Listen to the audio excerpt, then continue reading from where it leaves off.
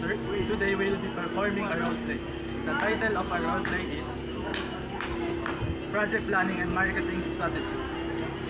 The morning sun streamed through the glass windows of the meeting room, casting a round glow over the team gathered around the polished wooden table.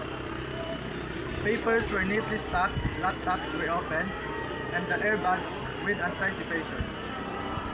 Everyone was ready to discuss the next step in the company's marketing strategy, a crucial meeting that could define the success of the upcoming campaign.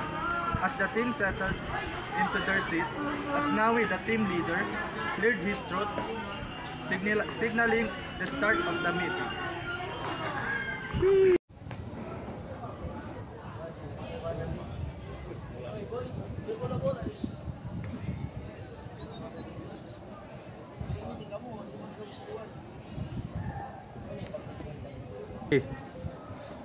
Good day, team. Let's begin our meeting. Keisha, can we start with your update? I prepared our marketing plan, well focused on social media and local ads. Excuse me, how do you measure the campaign success? Thank you for questioning me, Mr. Ali. And well-tracked engagement, matrix, and resale group.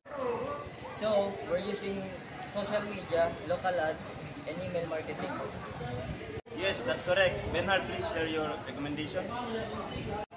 I suggest messaging or promotion the video ads.